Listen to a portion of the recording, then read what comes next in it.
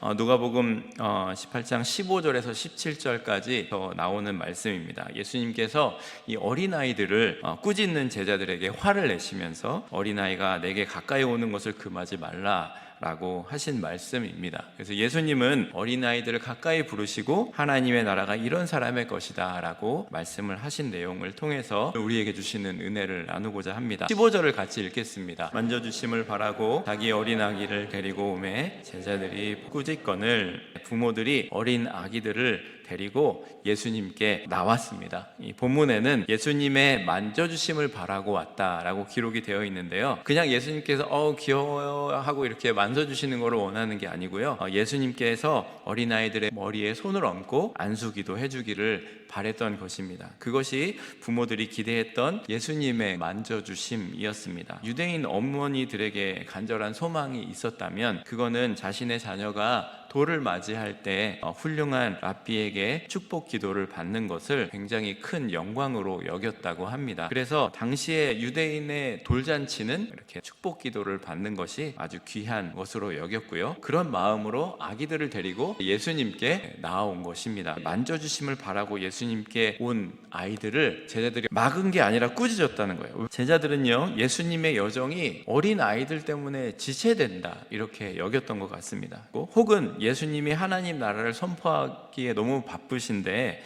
아이들에게 안수하는 그런 하찮은 일 때문에 지연되는 것이 너무나 루드하다 이렇게 생각해서 꾸짖었을 수도 있을 것입니다. 예수님을 잘 모시고 싶은 마음이 있었을 것입니다. 제자들이 어린아이들을 꾸짖은 또 한 가지 이유는 어린아이를 우습게 여겼던 겁니다. 하찮게 여겼던 겁니다. 제자들의 눈에 비친 아이들은요, 예수님을 귀찮게 하는 존재, 예수님을 괴롭히는 방해거리에 불과하다고 여겼기 때문입니다. 그렇다고 제자들을 우리가 나쁜 사람 취급할 필요는 없는 게요, 그 당시에 모든 문화가 그랬다는 거예요. 요즘 같으면은 어떻게 그럴 수 있느냐 우리가 분개할 수 있겠지만 생각을 해보면은요, 지금처럼 백신이나 병원의 그런 치료 체제가 잘 잡혀 있지 않았잖아요. 그러니까 당시에 죽는 경우가 허다했다는 거예요. 부모님 세대에 보면 호적을 올리지 않는 경우가 있어요. 그 당시에 아이가 태어났는데 너무 약하다, 병약하다, 그럼 호적에 올리지 않고 기다리는 거예요. 그래서 나중에 1년 지나고 살아있으면 호적에 올리고 그랬다는 거죠. 그게 벌써 불과 100년 안쪽에 있었던 일이에요. 근데 예수님 시대에는 어떻겠냐, 지금 우리 아이들이 태어나면서부터 백신을 계속 맞는 게 있잖아요. 그거만큼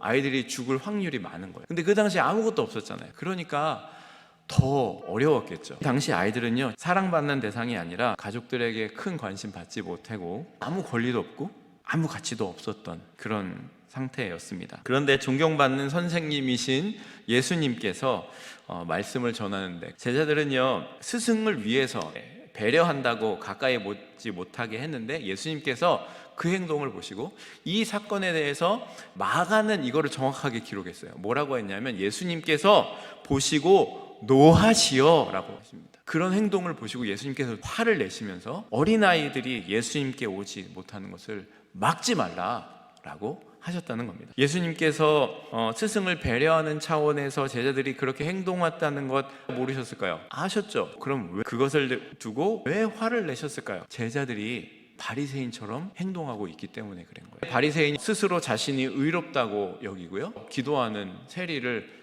대놓고 업신 여겼잖아요. 그런 것처럼 제자들도요, 자신의 의로 아이들을 평가를 하고 아이들을 꾸짖고 내쫓고 있는 거예요. 그 아이들이 어떤 존재로 자라갈지 모르는데, 기도를 받지 못하면, 말씀을 듣지 못하면 어떻게 될지 모르는데 자기 스스로 판단하고 그렇게 꾸짖었던 것이죠. 그것에 대해서 예수님께서 화가 나셨던 것입니다. 그리고 예수님께서 제자들을 꾸짖으시고 나서 어린아이들을 가까이 부르셨어요. 가까이 부르셔가지고 예수님께서 하나님의 나라가 이런 어린아이들의 것이다, 어린아이와 같은 자들의 것이다 말씀을 하셨습니다. 누구든지 하나님의 나라를 받아들이지 않는 사람은 하나님의 나라에 들어가지 못할 것이다 라고 말씀하셨습니다. 당시의 문화와 당시의 시대에 어린아이 같지 않으면 하나님 나라에 갈 수 없다는 거는요, 충격적인 얘기였어요. 지금 이 바리새인처럼 열심히 믿는 사람이 하나님 나라에 가는 것이다 라고 얘기하지 않으시고요, 그 당시에 없는 존재처럼 여겨졌던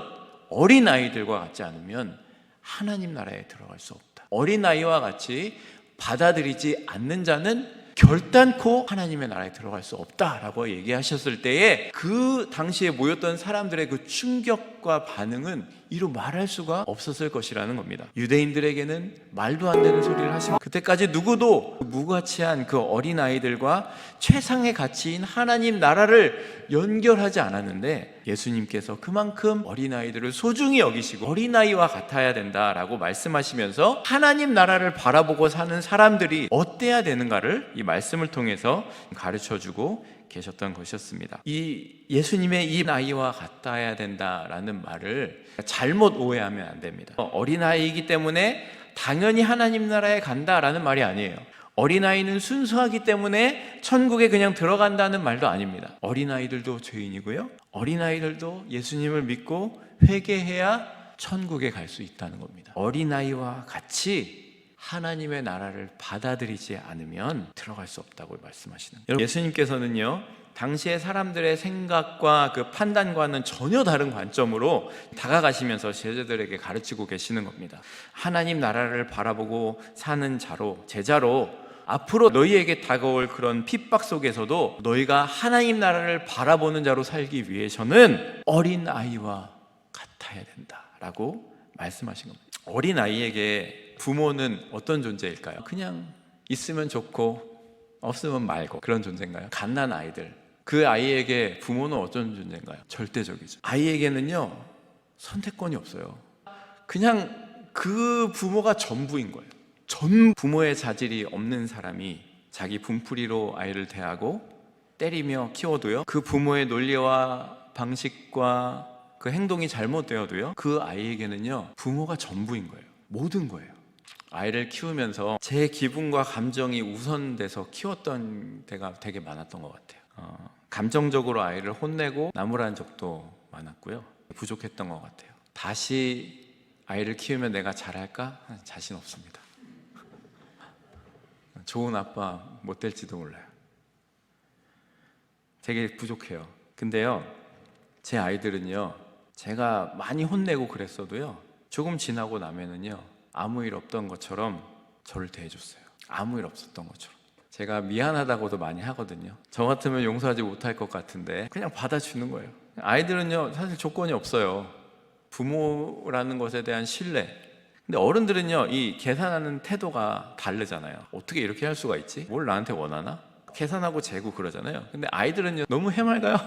너무 좋아하고 그대로 받아주고 그 이면을 바라보지 않고 있는 대로 다가가고 마음을 주고 하는 거죠. 부모도 부모 연습해보고 부모 된 사람 없잖아요. 그러니까 뭐 실수도 많이 하고 실패도 많이 하고 상처도 많이 주고 부족한 인간이기 때문에 자녀에게 실수도 많이 하고 실망케도 하고 신뢰를 잃는 경우도 있습니다. 그러면서 자녀들은 커가잖아요. 의지하고 믿을 것들이 생기게 됩니다. 다른 가치가 생깁니다. 그렇게 살다가 보면 자기가 믿었던 존재가 무너질 때가 있어요. 상처를 줄 때가 있고요, 나에게 실망감을 줄 때가 있단 말이에요. 그때 우리들은 크게 실망을 하고 방황을 하고 다시 마음을 여지 않는 경우도 많이 있습니다. 우리가 믿는 존재들은 참 연약한 존재고 우리 육신의 부모는 참 연약하고 나도 연약하고 부족하지만 하나님은 다음 없는 사랑으로 우리를 너무나 사랑하셔서 우리를 구원하시기 위해 독생자 예수님을 보내주신 분이세요. 나의 탕자와 같은 외면에도 배신에도 불효에도 그런 방황에도 방탕에도 내가 돌아오기를 매일 타는 심령으로 기다리시는 참 아버지이십니다. 마지막 시대에 우리는 무엇을 의지해야 될까요? 우리가 무엇을 바라봐야 될까요? 내가 의지하고 믿는 그 존재가 어떤 존재인가요?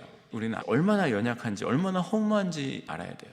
그리고요, 우리가 믿었던 존재가 무너질 때, 그로 인해 상처를 받을 때 큰 충격이 됩니다. 우리가 믿었던 것에 다치고 상하고 금이 가고 부서졌어도 우리 하나님은요, 괜찮다는 거예요. 그리고 다시 오라고 하세요. 이 아버지를 기억해야 됩니다. 그 아버지께 돌아가야 됩니다. 우리 하나님 아버지는요, 모든 것을 감당하시고 우리를 품어주십니다. 우리가 어떠한 존재이건 얼마나 상처를 받았건 깨어졌건 부서졌건 상관없이 우리를 사랑하시고 받아주시는 하나님이시라는 것을 믿으시기 바랍니다. 그 아버지의 받아주심을 경험하면 그 사랑 앞에 의심의 벽이라는 게 무너지고요, 우리의 조건의 벽들이 무너지고요, 우리의 계산적인 마음들이 무너집니다. 그때 고백하는 거예요. 탕자가 그렇게 고백했잖아요. 나는 아들이라 불릴 자격도 없습니다. 나 가장 하찮은 종처럼 여겨주십시오. 그래도 나는 아버지의 종으로라도 있겠습니다. 눈물 흘리며 다 큰 어른이 그 품에 안겨 울고요, 그 아버지는 아무 말 없이 그 아들을 안아주시고 잃었던 내 아들이 돌아왔다, 잔치를 베풀어라 하시는 아버지의 마음을 우리가 탕자의 이야기에서 보게 됩니다. 어린아이가 아버지를 모든 것으로 받아들이고 믿고 신뢰하고 다 받아들이고 나아가듯이 하나님의 나라를 받아들이는 것이 굉장히 중요한데요, 어린아이와 같이 조건 없이 받아들이라는 거예요. 이제는 하나님이 어떤 분이신지 알아서 내가 하나님 하자는 대로 하겠습니다, 그런 마음으로 받아들이라는 거예요. 조건이 없어진 신뢰, 그 아버지의 뜻을 이제는 따라서 살겠다는 탕자의 고백이 이 어린아이와 같은 마음이라고 가르쳐 주시고 계십니다. 예수님은요, 예루살렘에 어떠한 일이 있을지 다 아시잖아요. 그리고 이 제자들이 앞으로 다가올 그 핍박과 고난 속에서도 하나님의 자녀로 살기 위해서는 조건이 없어진 하나님을 향한 그 신뢰로 받아들이라는 거예요. 그 행동과 마음은 옆에 있는 사람들에게 보이죠. 조건 없이 하나님의 나라를 바라고 사는 사람들이 돼야 된다라는 거예요. 그래서 세 가지 비유를 정리를 해보면은요, 첫 번째는 낙심하지 말고 하나님께 구하며 그 삶의 자리에서 하나님의 나라가 내 삶에 임하는 통로가 되라. 두 번째는 마지막 때를 살아가는 제자들에게 내 인생의 그릇에 하나님의 나라가 임하는 통로가 되라, 하나님의 뜻을 채우는 통로로 살아라 라고 얘기했고요. 세 번째가 하나님의 사랑을 깨달은 사랑으로 조건 없는 신뢰로 하나님을 의지하며 하나님의 나라를 받아들이며 소망하며 살라고 말씀하고 있어요. 우리는요, 이 세상에서 살면서 우리 주위의 사람들에게 예수님을 믿는 사람으로 보여지는 사람들입니다. 그러면 우리를 통해서 주위에 있는 사람들이 봐야 되는 게 있어요. 우리가 소망하는 것이 무엇인지 보여줘야 되겠죠. 저 사람은 왜 저렇게 살까? 왜 저렇게 열심히 신앙생활을 할까? 왜 저렇게 손해보면서도 그렇게 살까? 왜 이웃을 사랑하면서 살 수 있을까? 왜 용서할 수 있을까? 보여줘야 되겠죠. 그런 존재로 살아내시는 여러분을 보면 저분은 예수님을 믿어서 이렇게 사는구나, 하나님 나라를 소망해서 그렇게 살아내시는 여러분 모두가 되시기를 소망합니다.